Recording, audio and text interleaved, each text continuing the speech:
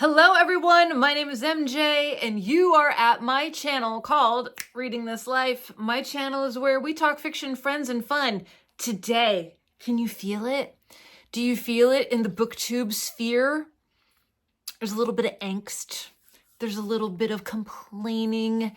There's a little bit of that kind of feral energy going around. Yeah. So I saw Brian at Bookish did a video this morning. Matt Wall did a video later this morning. Aaron Facer did a video based on a tag that he was tagged in by Kelly from Books I'm Not Reading, who weaponized a video put out by Melinda's Web of Stories. Okay, so we're going down the rabbit hole here. And I am hopping on this train because today's my birthday. And I'm a year older and a year wiser. And maybe I'm more pissed off than ever. I'm kidding. I just want to participate in the tag. Okay, let's go. Ready? All right, there are 10 prompts. This is called the I'm so annoyed BookTube tag. I'm so annoyed. Okay. And it's not at BookTube. It's just like things within, not even within. It's like surface subjects, not like with people. That doesn't happen. Question number 1. Do publishers ever do things that you find annoying? Share an example. I don't think I even need to say anything with this.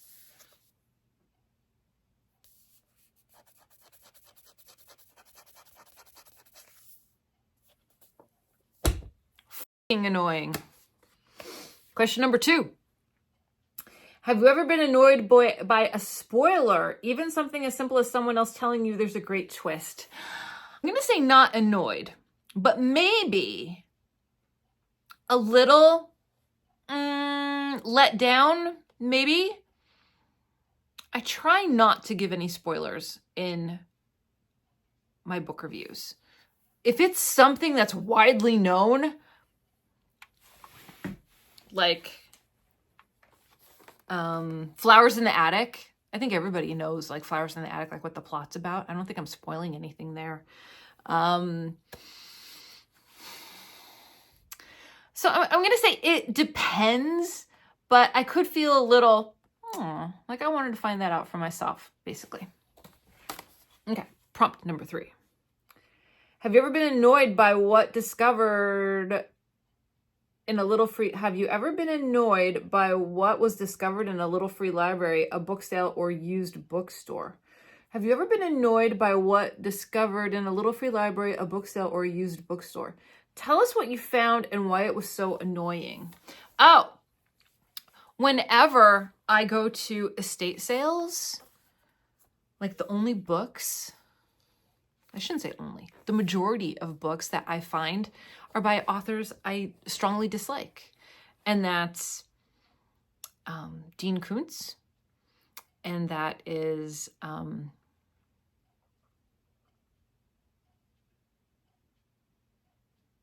he's so irrelevant, I can't think of his name. James Patterson. I just don't like, I don't like them. That's all. I don't like them. But it's like, I see their books and I'm judgy about their taste. Yeah. But other times it's like the opposite. You know, you go to an estate sale and they have Neil Gaiman and they have Shirley Jackson and they have classics and they have just wonderful, wonderful books. And then other times it's just James Patterson, like all of James Patterson's books. Yeah. I'm coming home with nothing.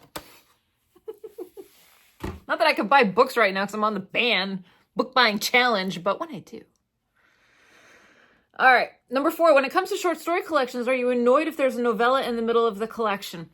I'm not annoyed, but I'm more caught off guard. And that happened to me with one book that I was reading. And I thought it was a short story collection. And then there was just like this mega long story. There was a novella in there.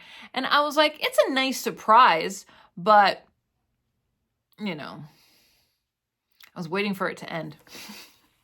Short stories are supposed to be short, right? Okay.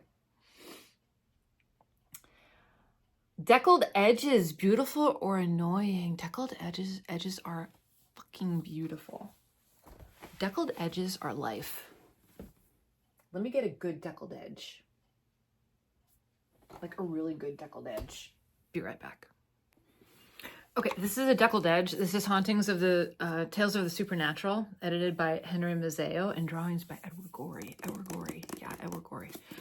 This is from did I say what year it was from? I don't even remember. This is from 1968. And look at those edges. Oh, can you see that? They're just... I mean, it's old, but look at that. Love it. Love it. Now, when you read a deckled edge book, yeah, it's kind of... It takes a little... Hey, I'm over here. Hi. It takes a little to pick up the page with your finger, like a little extra. Does anybody else have that, or is it just me? But yeah, I'm all for deckled edges. More artistry in books. I'm here for that. 6, other people's annotations in a used book or library book. Annoying, or are you okay with it? Oh, I'm going to say, and I know I did a video like 2 weeks ago about my experience with writing in a book that I really didn't care about, that I didn't value highly. And I loved it. Oh, I loved it. It was wonderful. But I don't think I would sell that book. I still have it. I don't know what I'll do with it. I'm going to say it's annoying. I don't want to know other people's thoughts. I don't want scribbles. I don't want distractions from the words. If I'm going to annotate it, it's going to be mine, and I'm probably going to keep it, and I'm not going to give it to anyone. So that's my answer. But I think annotating in books is cool if you use the clear stickies and the tabs and all that, but I'm still mostly against pen, pencil on paper in a book. Yeah, that was a moment that I had, and it was like so bad it felt good. Yeah, one of those moments. I don't think I would do it to my own books to keep. I don't know though. Ask me in a year. We'll see. 7. If there's a series or collection of certain kinds of books, like an imprint, and changes are made, are you annoyed or okay with it? If yes, give us an example. If there's a series or a collection of certain kinds of books, like an imprint, and changes are made, I'm going to say overall, I'm annoyed. Why does there have to be changes? Like the size of the book, you know how different trade paperbacks are different heights. If the cover, if it's on your shelf, if it doesn't have the same elements, if it doesn't tie the book together, I question that. I want something to be cohesive. I want there to be, again, artistry. I want there to be something that ties the series together, that when you put them all in a row, they just look like one book. So yes, it annoys me. 8, do the decisions of characters in a novel ever annoy you? Share the book and what decisions you found annoying. I'm going to say, you're kind of being...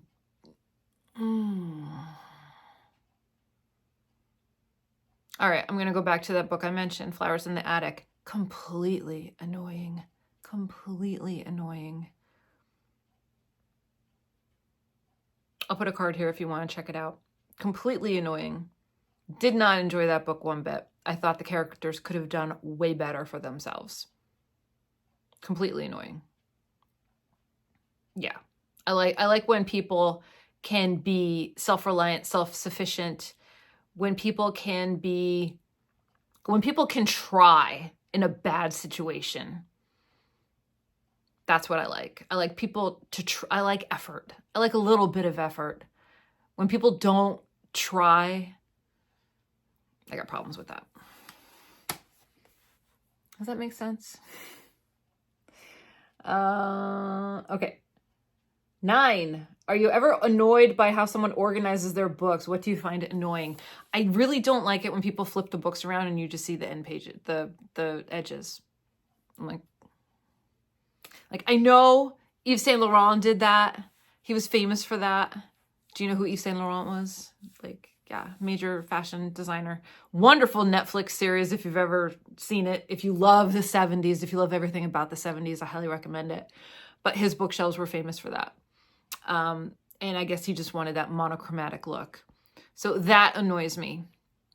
Also, I'm not too bad with it, but I like having stuff organized by height.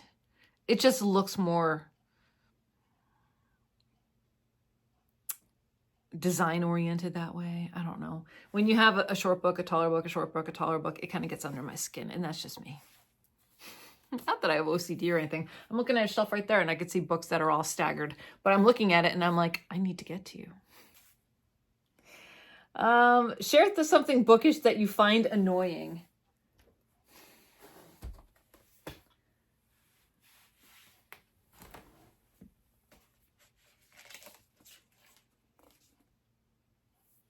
This is annoying. All blurbs. All blurbs. The other thing that's annoying is when you open a book and not only are there blurbs on the back, but like the first 3 pages on the inside are just blurbs. I get you want a good blurb on your book. I get that. I get that. But do we have to have 100 of them? Just pick the best ones. Pick the best ones. Give me some text about the story, and then maybe a blurb. Here's one that did it well, and I just got this in the last Nightworms. All the Fiends of Hell by Adam L.G. Neville. A little blurb, the story, and then basically the catch statement, the statement that's going to pull you in. This is perfectly done for me. This is perfect. More books need to copy this. Because if I'm at a bookstore, I want to flip it around. I want to read the book. I don't want to read the blurbs. I don't want to have to page through the inside to get to something of the story that's going to make me want to buy it. Okay. And lastly is to tag other people. So this is really hot and I'm not sure exactly who's been tagged and who's not. So I'm going to tag my crew. I'm going to tag Greg at Another Bibliophile Reads. I'm going to tag Alan at Big Hard Books and Classics. I'm going to tag Gareth at Book Songs and Other Magic. I'm going to tag Hannah's Books. I'm going to tag Book Chat with Pat. I'm going to tag Polygot Reading. I'm going to tag Debs over at Rainer Reads Stuff. And I'm going to tag Beyond Books. Okay? Do the tag. And also Jolene over at Bookworm Adventure Girl. I'd like to hear what you have to say. All right. That's it, everyone. Get some rage on. Yeah! BookTube's got problems. No, BookTube doesn't have problems.